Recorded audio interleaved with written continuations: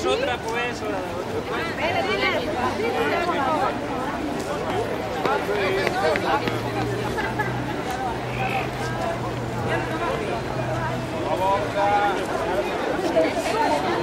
Tres, dos.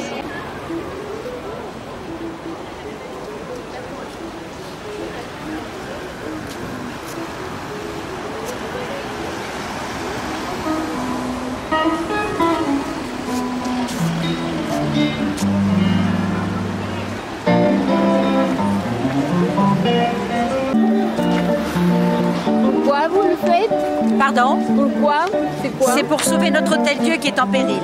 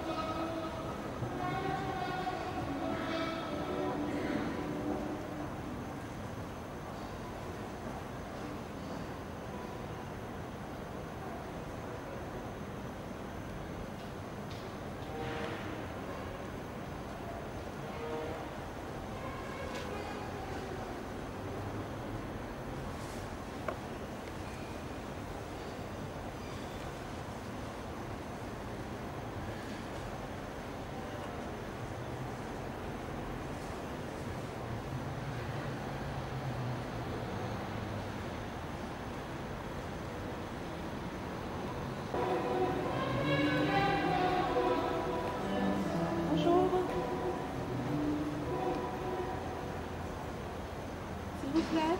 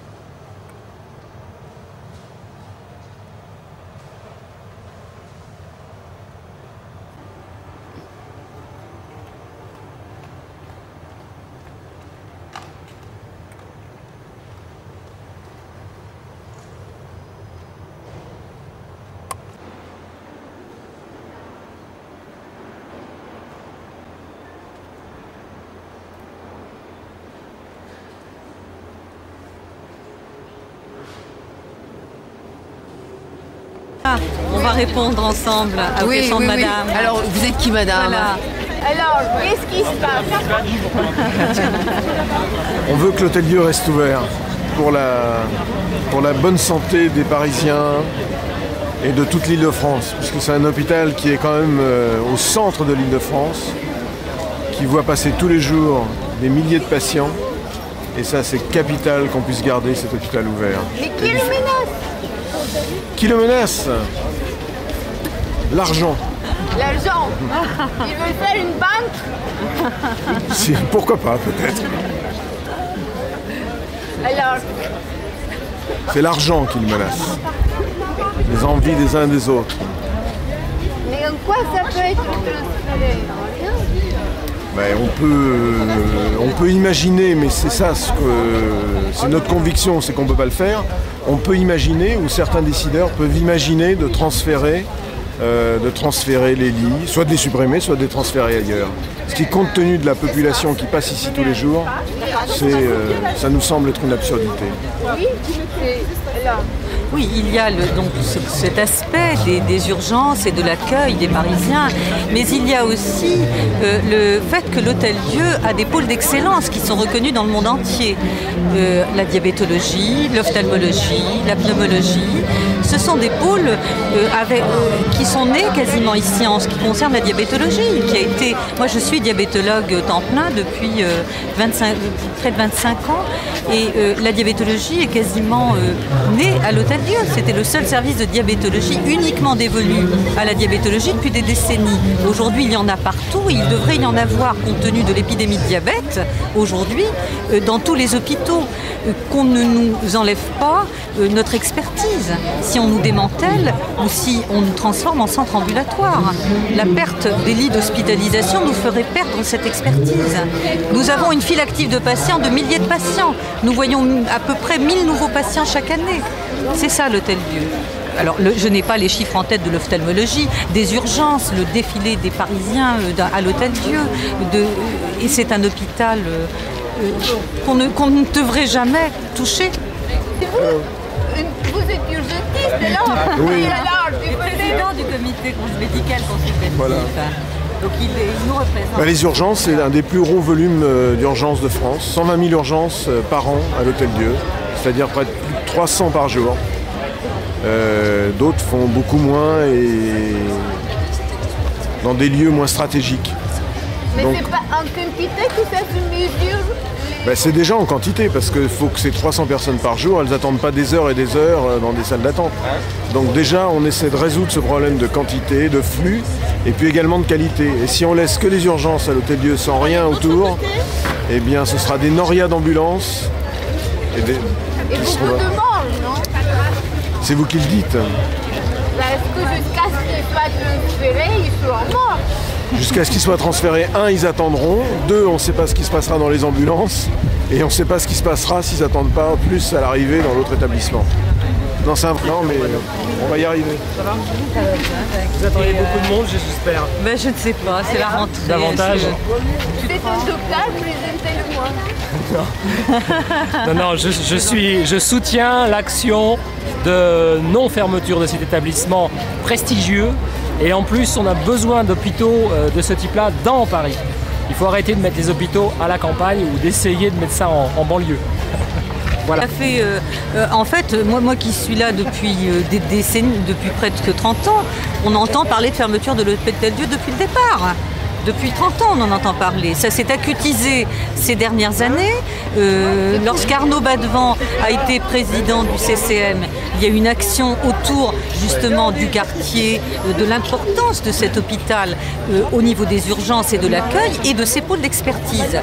On a eu l'accréditation, tout l'hôpital s'est mobilisé. On a une activité qui augmente et nous avons été accrédités pour 5 ans. Tout le monde s'est mobilisé. Ça a été quelque chose de formidable pour nous tous. Et puis le lendemain de cela, on nous dit qu'encore il y a des bruits de fermeture. Alors tout le personnel est sous le choc. On se bat, on continue à travailler, on continue à innover. C'est notre travail. Moi j'irais même plus loin, c'est qu'il faut arrêter. Il est évident qu'un hôpital, ce sont avant tout des hommes. Il ne s'agit pas de construire un hôpital comme certains ont été construits il y a peu de temps, s'il n'y a rien dedans, si c'est une coquille vide. Communauté médicale. Voilà. Toute la communauté. Aujourd'hui, la communauté est ici. Absolument. Pourquoi aller éparpiller les gens, je ne sais où? Ça ne sert à rien. De morceaux en morceaux.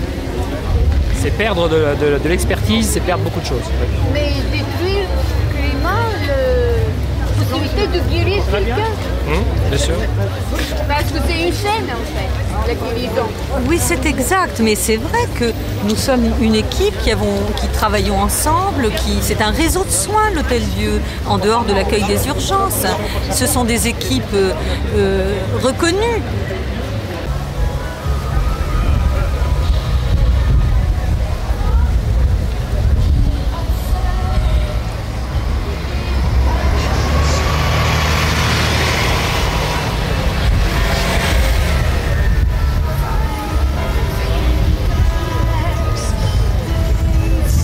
Regardez que les urgences, mais les médecins disent très clairement qu'ils ne savent pas faire de bonnes urgences sans structure hospitalière derrière et céder l'autre moitié de l'Hôtel-Dieu à la justice.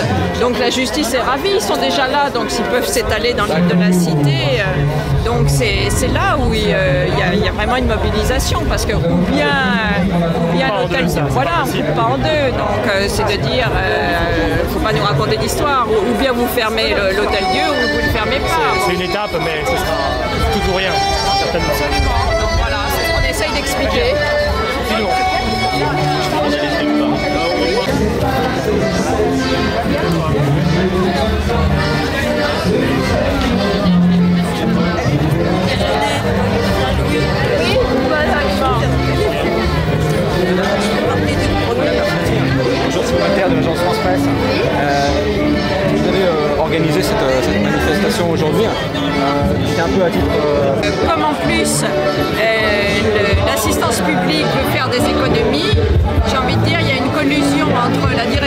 l'assistance publique qui veut faire une opération immobilière et foncière, et la justice qui se dit mais c'est très bien, on se déplacera de 50 mètres.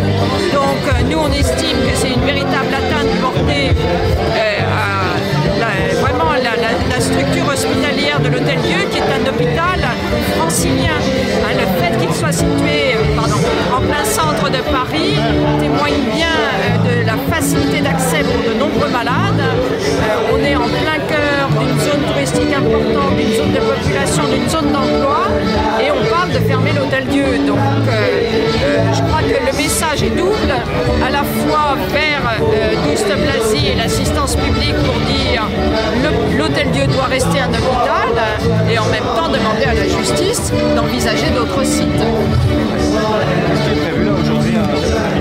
Alors là, c'est un grand rassemblement parce que je crois qu'en fait, la seule chose que pour l'instant les différents responsables comprennent, c'est le rapport de force, et on veut démontrer au travers des pétitions signées que la population se mobilise de plus en plus fortement et reste d'une extrême vigilance. Combien de pétitions au jour d'aujourd'hui? Aujourd'hui, on est à près de 16 000 signatures, donc je pense que plus ça va, plus les gens prennent conscience de l'importance de défendre l'Hôtel-Dieu en plein cœur de Paris. Oui, absolument. Il y a à la fois des élus du 4e, du 3e, du 2e arrondissement. C'est aussi un combat qui dépasse les clivages politiques, puisque je crois que Corinne Lepage va venir tout à l'heure. Donc c'est vraiment là une défense d'un hôpital qui rend de très grands services à la population francilienne. La question de tendance, elle n'est pas importante dans cette affaire. Ça, c'est l'important. Vous savez, il y a des gens de droite qui sont ici. L'important, c'est la défense de l'Hôtel-Dieu. Mais ils n'ont rien fait, les gens de droite. Ils sont là.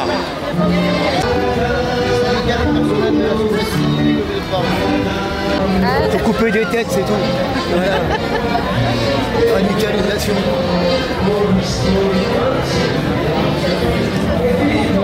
Mobiliser le personnel, y compris la population, et élargir cette mobilisation.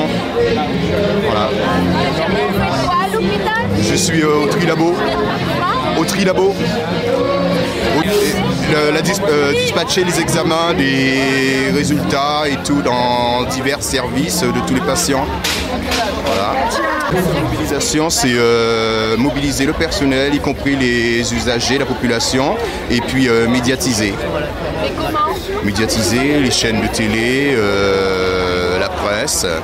C'est la seule façon d'empêcher la fermeture de l'hôpital et puis de faire en sorte que le gouvernement prenne en conscience l'importance. Voilà. Bon, si les médias ne bougent pas, je pense que je vais encore de nouveau parler comme syndicaliste. Le médiatiser, c'est un peu empêcher aussi la démarche du gouvernement. Professeur François Goubi, santé publique. Il est étonnant que c'est un hôpital qui est relativement rentable et qu'on considère qu'il n'est pas rentable. Le discours et la réalité. Qu'est-ce que vous voulez que je dise? C'est un hôpital unique. C'est ça en fait le problème.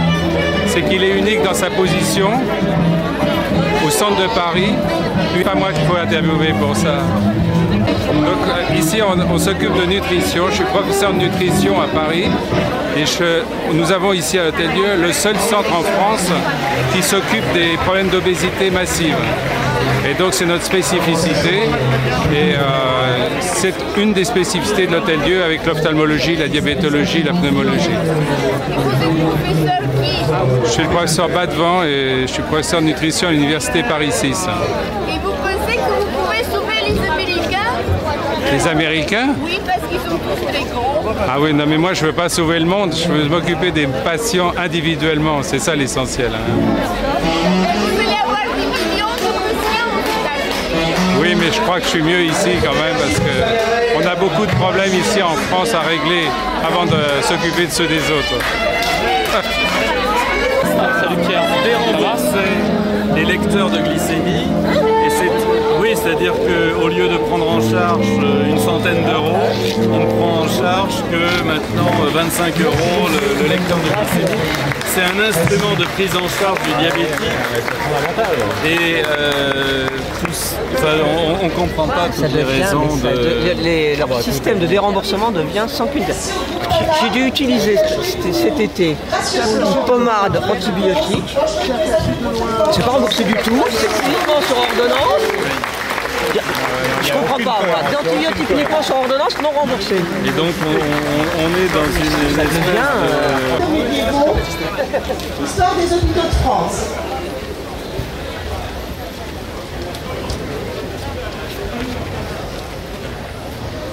En attendant leur sortie, les convalescents aidaient les sœurs à soigner les autres malades. Le jour venu, les sortants récupéraient leur harde à la pouillerie, les pauvres en recevaient de nouvelles. Ceux-ci bénéficiaient aussi d'un léger pécule, s'ils étaient totalement démunis. D'après un document de 1498, en 14 ans, 17 000 malades seraient sortis guéris de l'Hôtel-Dieu de Paris, soit environ 1200 par an.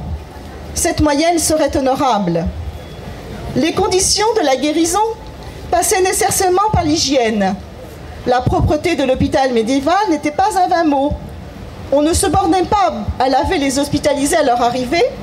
Les inventaires multiplient les mentions de peau, de bassin pour laver quotidiennement les mains, la tête, les pieds et pour faire la barbe, de baquets en bois ou en métal pour des bains complets, notamment à l'usage des accouchés, des enfants et des pauvres gens rompus.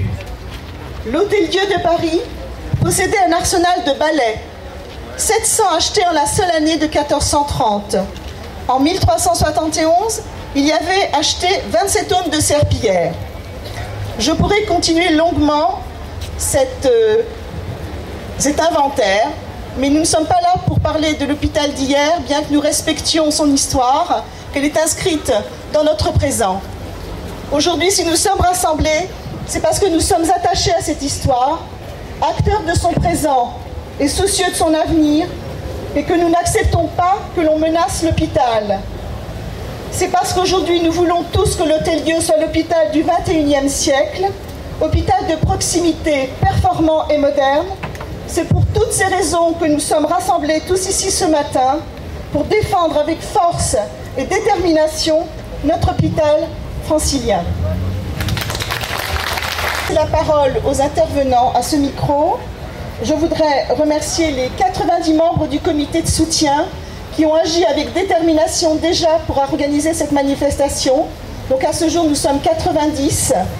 Je voudrais remercier les membres qui nous ont rejoints, les membres du comité de soutien, personnalités, Martin Vinclair, Claude Sarraute, Henri Chapier, Pierre Santini, Micheline Prel, Jean-François Revel, Benoît Cohen, Maria Schneider, Alexandre Adler, Dominique Paturel, Bernard Giraudot, Annie Dupéret, Émilie Duquesne, Marthe Mercadier, Andrea Ferréol, Romane Boringer, Claude Brasseur, Mathieu Denis, Georges Moustaki, Pascal Sevran.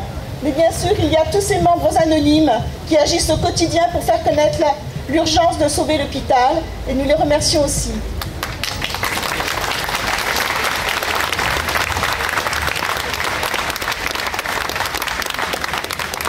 Enfin, avant de passer la parole, je voulais dire qu'aujourd'hui, nous avons rassemblé 16 000 signatures. Les pétitions sont encore recevables à la mairie du 4e. Continuez à faire signer les habitants de vos quartiers, 1er, 2e, 3e, 4e, et dans tout Paris, tout le monde est concerné. Donc on attend vos pétitions à la mairie du 4e pour qu'on puisse aller les porter à M. Douste-Blazy. Donc je passe la parole à Mme Bertinetti, maire du 4e arrondissement et président de la commission de surveillance de l'Hôtel-Dieu. J'ai tenu en tant qu'artiste avec tous les autres artistes dont vous avez entendu mentionner les noms il y a quelques secondes, à participer activement au soutien à l'Hôtel-Dieu, qui est plus qu'un symbole, qui est pour nous un organisme vivant au sein de la cité, au service de tous et des plus défavorisés. C'est la raison pour laquelle on m'a demandé, j'ai accepté avec grand plaisir de vous lire deux textes.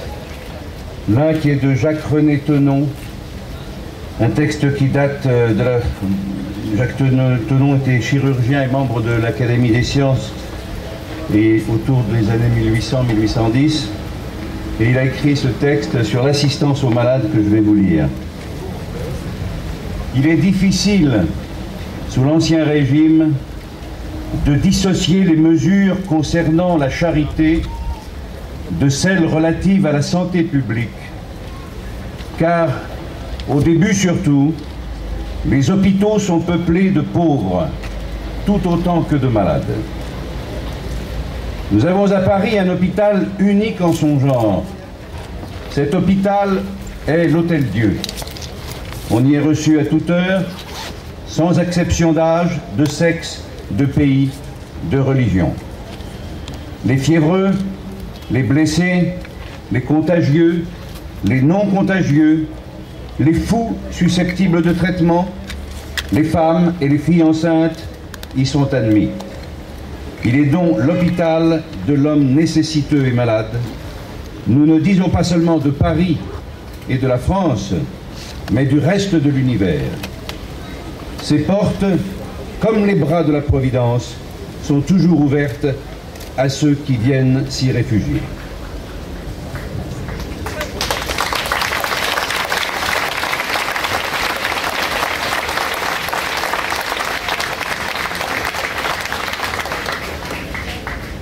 Et le deuxième texte est tiré du recueil L'année terrible de Victor Hugo. Je suis particulièrement heureux de lire Victor Hugo puisque je suis en train de travailler sur cet auteur extraordinaire et qui a laissé à Paris tant de traces. Paris incendié. J'accuse la misère et je traîne à la barre cet aveugle, ce sourd, ce bandit, ce barbare, le passé. Je dénonce, ô royauté, chaos, tes vieilles lois d'où sont sortis les vieux fléaux. Elles pèsent sur nous, dans le siècle où nous sommes, du poids de l'ignorance effrayante des hommes. Elles nous changent tous en frères ennemis. Elles seules ont fait le mal. Elles ont mis la torche inepte aux mains des souffrances implacables. Elles forgent les nœuds d'airain, les affreux câbles, les dogmes, les erreurs dont on veut tout lier, rapetissent l'école et ferment l'atelier. Leur palais à ce Guy misérable les chope. Elles font le jour louche et le regard myope. Courbent les volontés sous le joug étouffant, vendent à la chaumière un peu d'air, à l'enfant l'alphabet du mensonge, à tous la clarté fausse. Creusent mal le sillon et creusent bien la fosse, ne savent ce que c'est qu'enseigner, qu'apaiser. Ont de l'or pour payer à Judas son baiser, n'en ont point pour payer à Colomb son voyage. Non point, depuis les temps de Cyrus, d'Astiage, de Cécrops, de Moïse et de Deucalion, faites un pas hors du lâche et sanglant talion. Livre le faible au fort, refuse l'âme aux femmes, sont imbéciles, sont féroces, sont infâmes. Je dénonce les faux pontifes, les faux dieux, ceux qui n'ont pas d'amour et ceux qui n'ont pas Dieu. Je voudrais commencer par un grand merci. Un grand merci d'abord à vous tous, car je pense que l'essentiel, si l'on veut que ce combat soit un combat victorieux, et moi je n'ai pas de doute sur cette issue positive, c'est précisément que nous soyons très unis dans l'ensemble de ce combat et très nombreux. Donc tout d'abord merci à tous ceux à toutes celles qui sont présents aujourd'hui, ce matin, qui font partie de la population de nos arrondissements centraux, mais aussi de la population parisienne. Je voudrais aussi dire un grand merci au personnel médical et hospitalier de l'Hôtel-Dieu qui se mobilise très fortement et qui défend cet hôpital, pas simplement pour des raisons strictement médicales, mais pour des raisons de santé qui nous concernent tous. Remercier aussi la présence de très nombreux élus qui sont venus des différents arrondissements du centre de Paris pour apporter leur soutien dans ce très beau combat. Alors, moi je voudrais juste en quelques mots dire qu'on a entendu un très beau texte, lu remarquablement par Pierre Santini au départ, qui rappelle ce qu'a été l'Hôtel-Dieu, sa vocation. Mais moi, aujourd'hui, plutôt que de m'appesantir sur ce qu'a été l'Hôtel-Dieu, j'ai envie de dire, il faut qu'en défendant l'Hôtel-Dieu, on défende l'hôpital, l'Hôtel-Dieu du XXIe siècle, car en le défendant, c'est défendre notre santé à tous. Et c'est pas simplement une défense du centre de Paris, c'est même pas simplement une défense de la population parisienne pour cet hôpital. Compte tenu de l'importance des services qu'il rend, c'est véritablement une défense pour la population francilienne, qui effectivement fréquente beaucoup cet hôpital, situé en plein cœur de Paris, situé au cœur d'un réseau de communication important qui facilite justement les soins dans ce lieu. Et donc, je crois que c'est un combat qui est d'abord un combat pour la défense de l'offre de soins, pour une qualité de santé, et que la logique comptable qui prévaut à l'idée de la fermeture de l'Hôtel-Dieu ne peut en aucune façon être défendable. Je voudrais dire aussi que notre combat n'est pas un combat contre la modernisation de la justice, et que je trouve déplorable que ça soit du côté de la justice ou du côté du milieu de l'assistance publique, en particulier de la direction, et également du côté du ministère de la Santé, on puisse opposer les justiciables aux malades, et qu'à aucun moment nous sommes évidemment hostiles à la modernisation de la justice, mais il faudra bien nous expliquer pourquoi la justice ne peut être rendue que dans l'île de la Cité et pas dans d'autres arrondissements de Paris. Je dois dire franchement,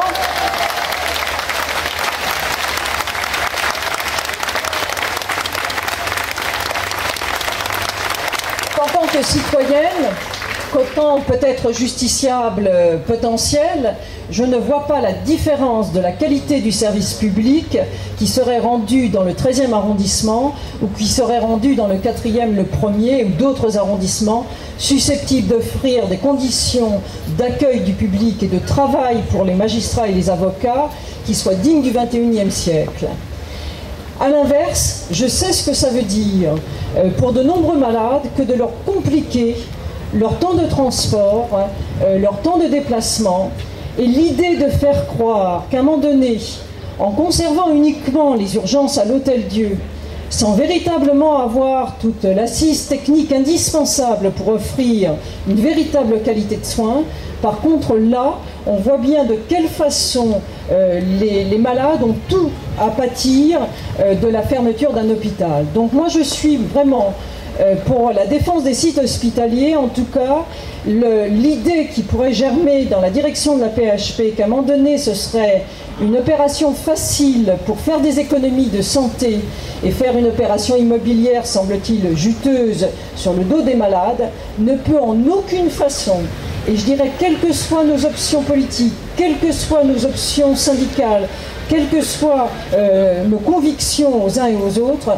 ne peut être défendable. C'est pour cela que je crois que seule la mobilisation unitaire du maximum de la population nous permettra non seulement de sauver cet hôpital, mais de démontrer aussi que même si les bâtiments sont anciens, à l'intérieur de ces bâtiments, on y pratique une médecine de pointe, d'avant-garde, pour la plus grande satisfaction de tous nos concitoyens, et que c'est à ce titre que je vous invite à renforcer la mobilisation et vous remercier de votre présence aujourd'hui.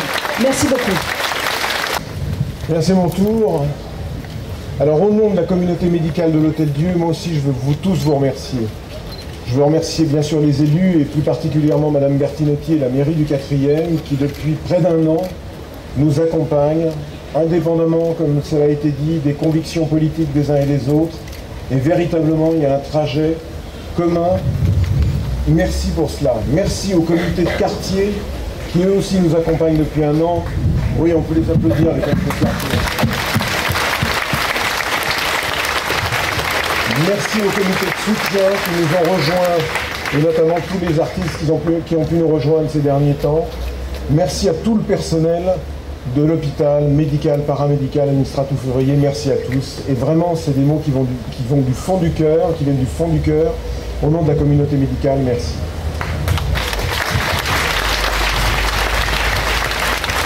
On est tous là parce qu'on croit à l'Hôtel-Dieu. C'est une conviction profonde et qui n'a rien à voir avec un corporatisme visant à préserver les murs.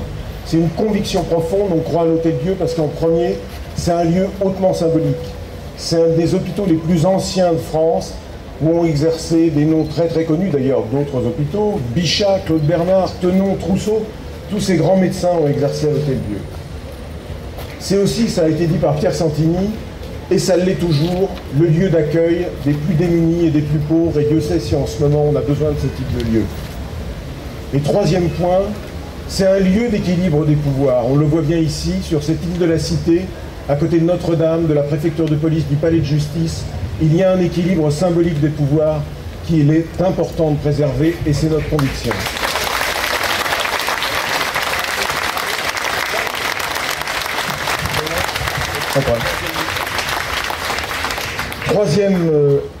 Troisième conviction, alors là vraiment on se bat pour faire passer ce message, ça a été dit, mais l'Hôtel-Dieu c'est au centre de Paris, c'est au centre des moyens de communication, c'est au centre de l'Île-de-France, et le recrutement des patients qui viennent, des malades qui viennent à l'Hôtel-Dieu, mais c'est pas uniquement effectivement le centre de Paris, ça a été dit, on voit des patients qui viennent en grappe, je dirais, que l'on voit en grappe des lignes du métro, du RER, voire même de plus loin. Et ça, c'est tout à fait important de respecter ça. Et les chiffres que l'on a, les chiffres de passage à l'Hôtel-Dieu le montrent, plus de 120 000 urgences par an. C'est un des chiffres les plus élevés de France. Plus de 350 000 consultations. Quel hôpital peut avoir 350 000 consultations, 15 000 hospitalisations? C'est-à-dire que près de 400 patients sont hospitalisés en permanence à l'Hôtel-Dieu tous les jours. Donc ça, c'est une vraie réalité de santé publique. C'est un hôpital convivial, vous le savez tous. Bien sûr, on a besoin de grandes usines de santé où on regroupe les moyens très très lourds. Mais l'Hôtel-Dieu, à côté de ses pôles forts, a également cette dimension humaine où chacun peut s'y retrouver. C'est sûr qu'on n'aime pas venir à l'hôpital, mais quand on y vient, au moins que ce soit dans un cadre agréable. C'est un hôpital également qui a su, à côté de cette médecine de proximité, je parlais des urgences, des consultations, qui a su développer des sites, des pôles d'excellence, reconnus internationalement, je ne vais pas tous les citer, mais qui oublieraient la diabétologie de l'Hôtel-Dieu, dont on vient du monde entier pour consulter à la diabétologie, l'ophtalmologie, la prise en charge du cancer, les services de chirurgie, tous ces éléments-là sont des pôles d'excellence fondamentaux pour l'Hôtel-Dieu. Et puis je dirais également, parce qu'il faut bien le dire, que sur le plan architectural, parce qu'on nous dit de temps en temps, oui, mais il faudrait peut-être rénover, eh bien je vous engage à venir visiter l'Hôtel-Dieu et voir certains services qui ont été réaménagés, modernisés. On a un service de radiologie qui, dans de vieilles pierres, est magnifique, et donc on peut moderniser et continuer à moderniser cet hôpital.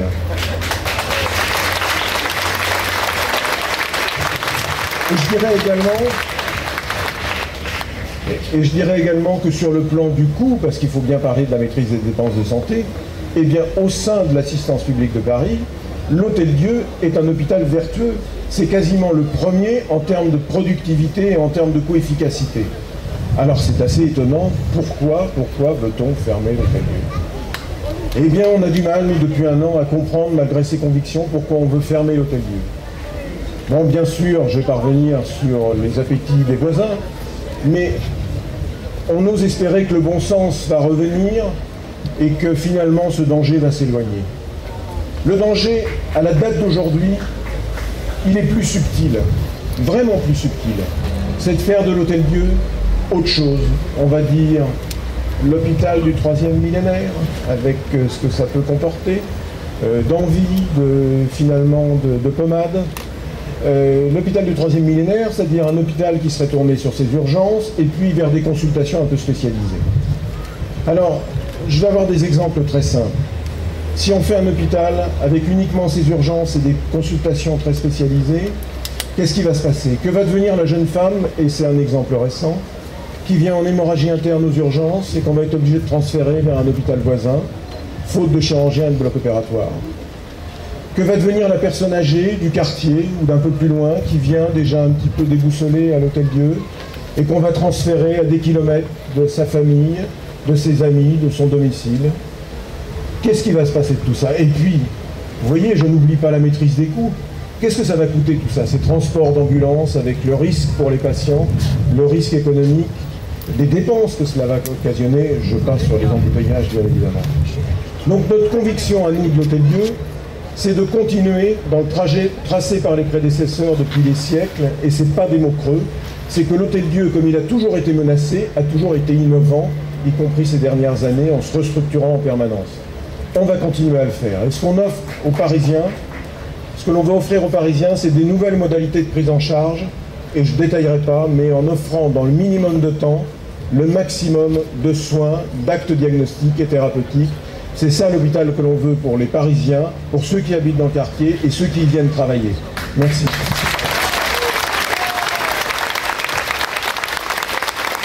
Merci au docteur Pourriat. Avant de passer la parole à Marc Mansart, qui est kinésithérapeute et membre de la CGT de l'Hôtel-Dieu, je voulais saluer Macha Merrill qui nous a rejoints et qui fait partie du comité de soutien.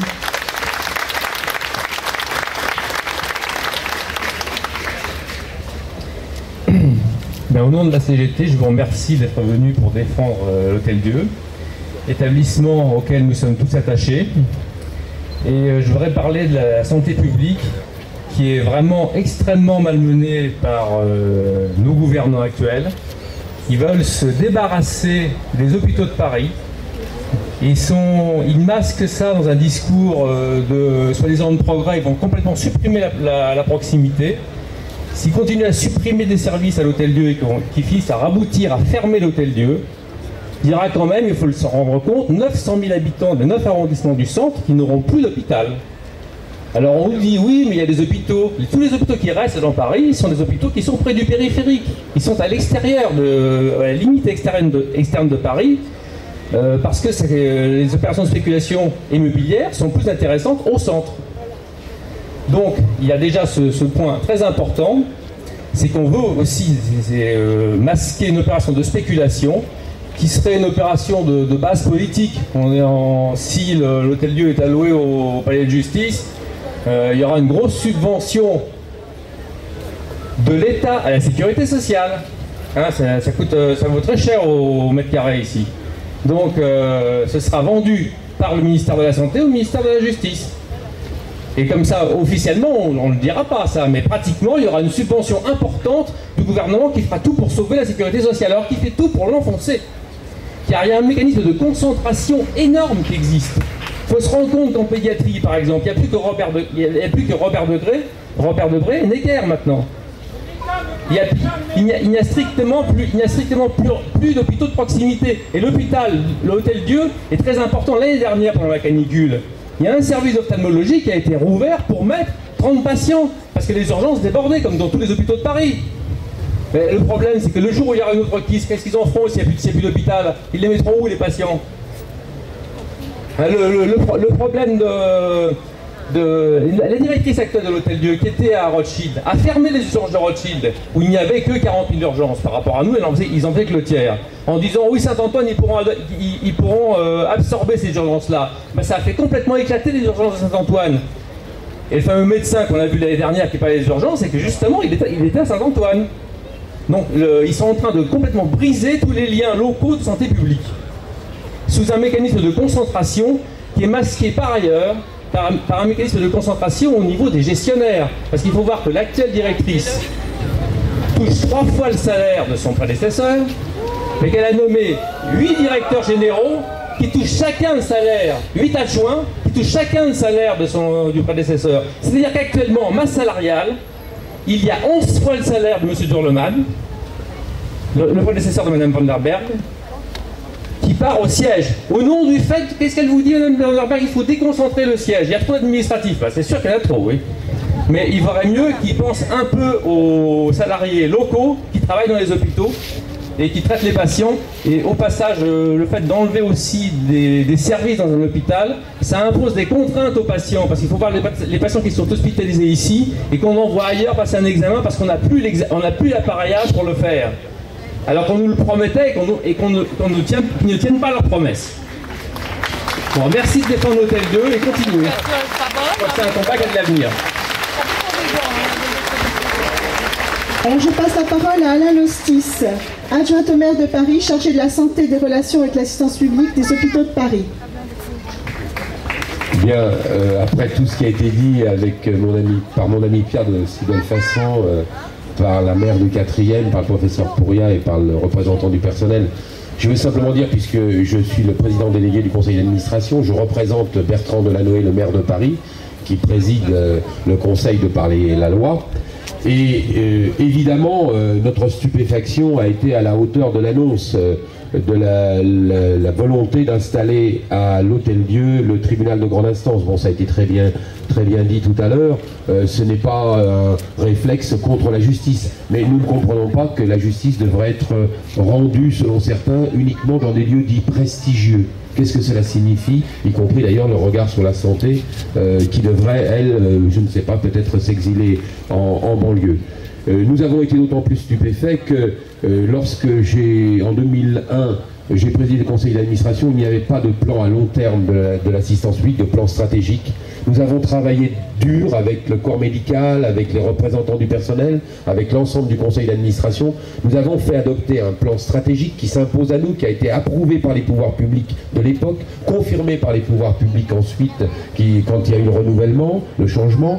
Et ça s'impose à nous jusqu'à la fin de l'année. À aucun moment, bien évidemment, l'Hôtel-Dieu n'était prévu d'être fermé. Et à l'heure actuelle, nous travaillons sur le futur plan à 5 ans, et dans les hypothèses que nous avions évoquées, larges, à aucun moment cette hypothèse-là n'avait été avancée. Et je crois que cette façon de procéder, à la fois avec une certaine désinvolture, je dirais même pour la justice, mais surtout pour la santé, comment peut-on décider de fermer l'établissement avec tout ce qui a été dit par le professeur Pouria sur ce qu'il représente au cœur de Paris? Comment décider sans aucune concertation, aucune consultation, la moindre évolution?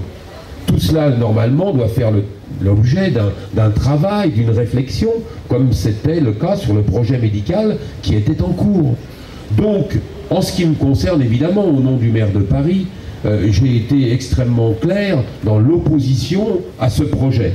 Et au Conseil de Paris, le maire l'a rappelé extrêmement clairement, il a écrit au préfet de région, c'est non, non, absolument non, à l'implantation. Alors, je dirais simplement que pour doubler la mise, on a prévu en plus une 3e implantation, il y aurait donc 3 sites, l'ancien palais de justice ici, et on installerait à Saint-Vincent-de-Paul, où le plan stratégique que nous avons prévu prévoit l'implantation, que nous avons adopté, pardon, à l'unanimité, prévoit l'implantation d'un pôle médico-social de l'enfant handicapé. C'est absolument scandaleux que, bien, on ait jeté sur des volumes.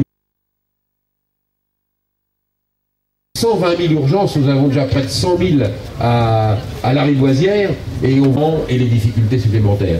Il est donc hors de question de s'engager dans ce processus.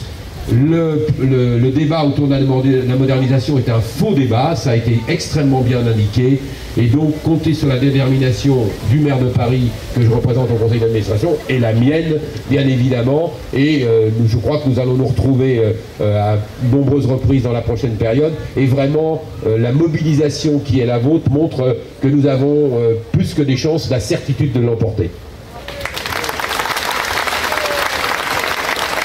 Merci Alain Lostis. Je veux seulement dire au passage que lundi 20 septembre à la mairie du 14e, il y a le comité de soutien à Saint-Vincent-de-Paul qui se réunit et à 17h30, voilà, salle des mariages. Je passe la parole à Jacques Bouteau, maire du 2e arrondissement, conseiller de Paris. Du 2e arrondissement, nous sommes venus nombreux, Pierre Chapira est présent, Sylvie Vievorka, Jean-Paul Morel, élus du 2e arrondissement qui ont manifesté leur inquiétude récemment, encore au mois de juin, lors de notre dernier conseil, en votant à l'unanimité un vœu demandant le maintien de la structure hospitalière de l'Hôtel-Dieu au centre de Paris. Et je dis qu'à l'unanimité c'est important parce que cela montre bien que les élus locaux comprennent bien l'inquiétude exprimée par les habitants à travers la disparition de leur hôpital auquel ils sont très attachés. Une autre inquiétude également est exprimée à travers ce vote, c'est que nous n'ayons plus la qualité de soins qui est exprimée par la proximité. En matière de médecine, plus on est proche des lieux de soins, meilleure la qualité peut être offerte.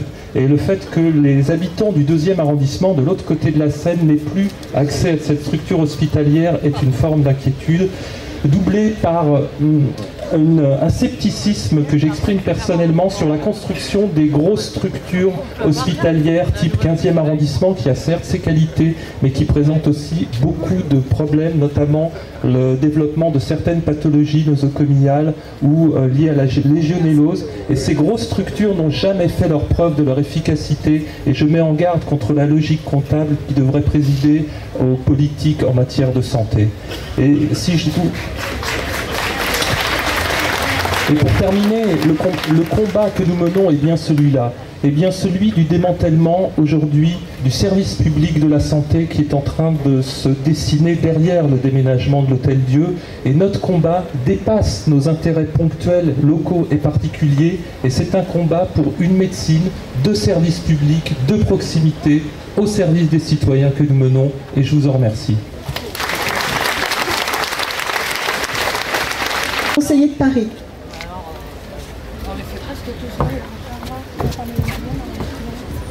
Bonjour, j'ai le droit à 3 mots, me dit-on, donc j'ai terminé. 3e arrondissement, 3 mots, machin mairie, tout à fait. Non, écoutez, je ne vais pas répéter tout ce qui a été dit. Je crois que nous sommes, et chacun de vous en a pris conscience, à un moment clé de ce combat que nous menons tous ensemble pour sauver cet hôpital du centre de Paris. Les arguments ont été développés, je ne vais pas revenir dessus. Je voulais simplement dire, parce que élu du 3e et enfant de ce quartier, combien de fois le fait d'avoir un hôpital à proximité, tout près, et cela depuis tant et tant d'années, a certainement, et nous le savons, sauvé des vies. Aujourd'hui, avec la disparition programmée pour certains de ce lieu, c'est encore un morceau de l'âme de Paris, de l'âme du centre de Paris, de l'âme du cœur de Paris. Et naturellement, tous les problèmes qui ont été développés sur la qualité des soins que nous allons perdre. Alors, j'ai oublié d'amener à Dominique, qui est là, encore une liste de signatures de cette semaine à la mairie du 3e. Nous en avons eu 500 et quelques. Dans la précipitation, j'ai oublié de les amener tout à l'heure. Mais je crois que ce combat, je suis même persuadé que ce combat n'est pas perdu.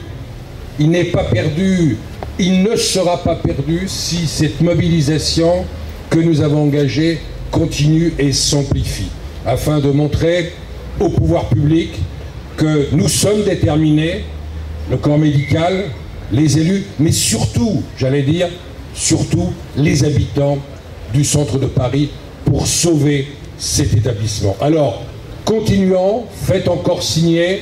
Il y a d'autres mobilisations qui sont prévues, avec naturellement Dominique, dont l'hôpital est dans son quartier, si je puis dire, et tous ensemble, avec vous, monsieur le professeur, eh bien, nous allons continuer à nous battre, et je pense que si cette mobilisation ne faiblit pas, eh bien, nous allons gagner. Merci.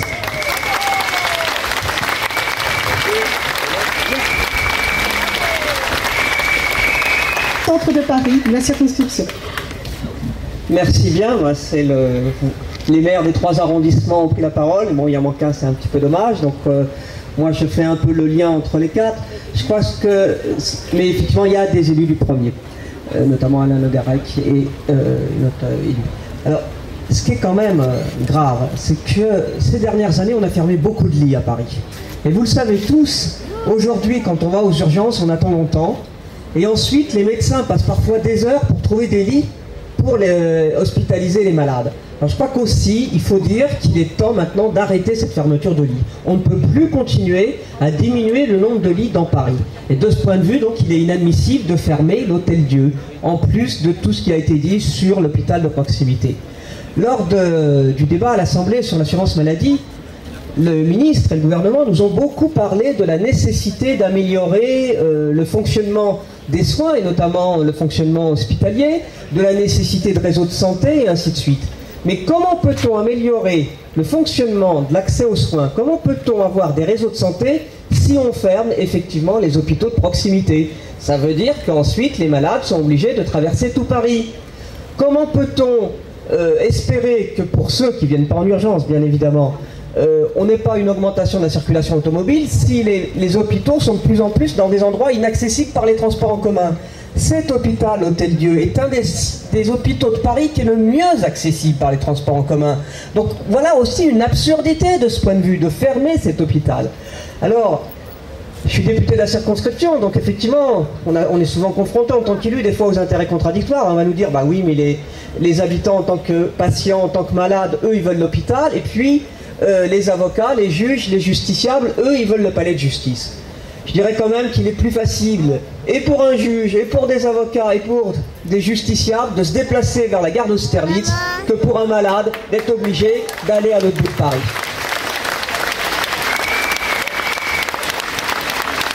Donc, n'opposons pas les uns aux autres. Il y a d'ailleurs beaucoup de services de la justice dans le centre de Paris, et c'est bien ainsi. Il n'est pas question de supprimer le palais de justice, hein. Il y a un besoin d'agrandissement. Je pense que le palais de justice a besoin d'un agrandissement dans un immeuble moderne fonctionnel, parce que je ne vois pas, quand on nous explique un des arguments, c'est que l'Hôtel-Dieu ne serait pas fonctionnel pour l'hôpital alors qu'il y est depuis des siècles, et tout d'un coup il deviendrait fonctionnel pour un palais de justice. Franchement, je crois que là on se moque de nous.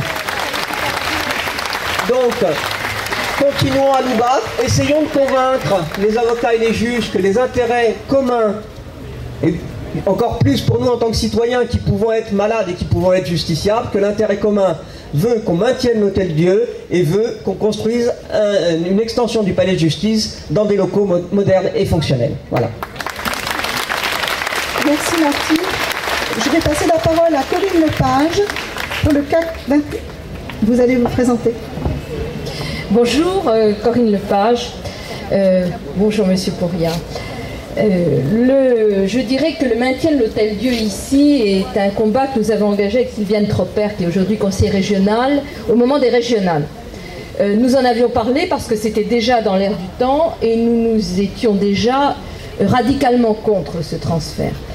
À un moment où la santé publique est un sujet absolument majeur, sous tous ses aspects, où nos concitoyens ont effectivement besoin, notamment ceux qui habitent Paris, d'avoir leurs habitudes dans des hôpitaux qui sont connus, où les urgences sont traitées comme elles le sont. C'est une hérésie de vouloir transférer l'Hôtel-Dieu et de le démanteler en réalité, puisqu'il faudra le découper en morceaux.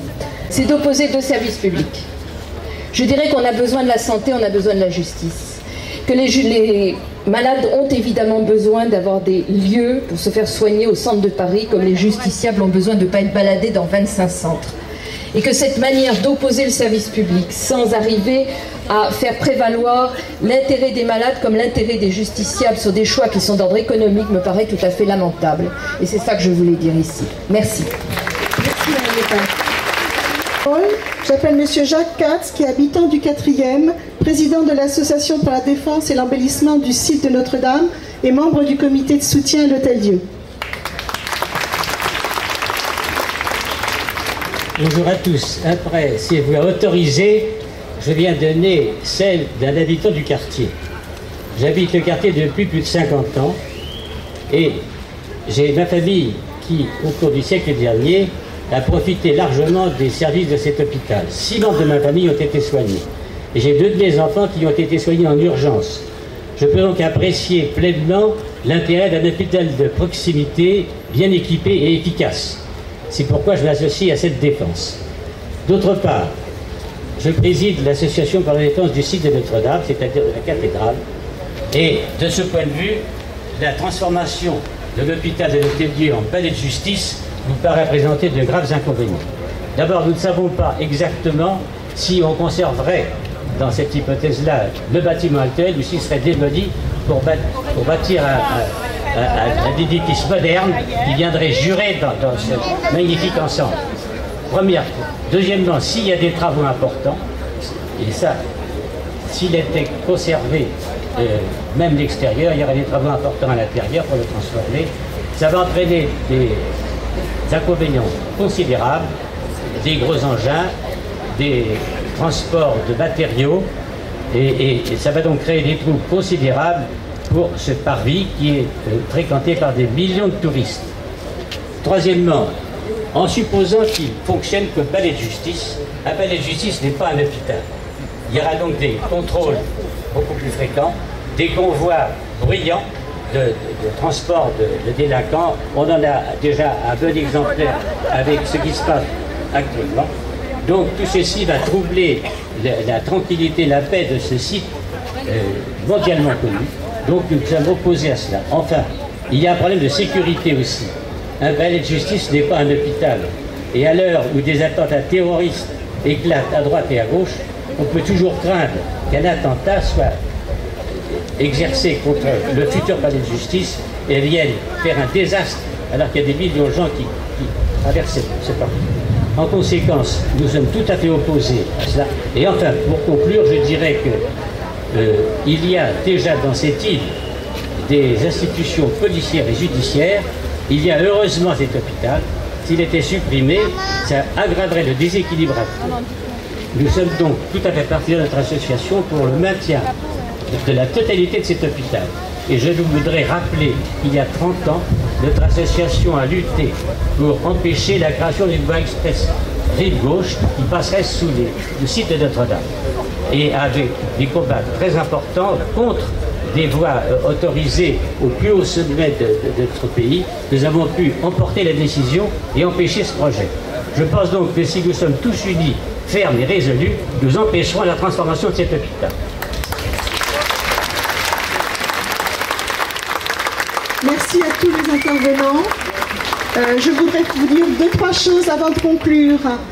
D'abord, vous avez des badges qui ont été imprimés, qui sont à votre disposition. Je pense qu'il est important dans les jours qui suivent, pour faire pression sur l'État, que chacun porte ce badge de façon bien visible. Donc les badges sont à votre disposition. Les pétitions, continuez à les faire signer, continuez à nous les porter à la mairie du 4e. Nous espérons en avoir plus de 20 000 pour les porter à Douste-Blazy. Il y a une demande d'audience qui a été faite par Madame Dominique Bertinotti et Monsieur Pouria. Donc nous attendons la réponse de Monsieur Douste-Blazy et nous vous tiendrons au courant régulièrement. Le comité de soutien va continuer à se réunir. Et pour finir, je voudrais vous dire que nous allons faire une chaîne humaine pour montrer notre lien et notre attachement à notre hôpital, non pas autour de l'hôpital, mais en façade. Donc vous allez vous déployer en boucle face à l'Hôtel-Dieu pour montrer notre attachement à notre hôpital francilien. Et un tort inacceptable, voilà le peuple de Paris, que vous ne faites pas comme ici. Le peuple est dans sa vie, il ferme pas et c'est fini. Toucher à l'Hôtel-Dieu est un outrage qui met le peuple en rage. Toucher un hôpital indispensable est un tort inacceptable. Il est l'histoire de Paris, histoire de sauver des vies. Nous sommes tous dans sa vie, il ferme pas et c'est fini. Passer, c'est très compliqué la fin de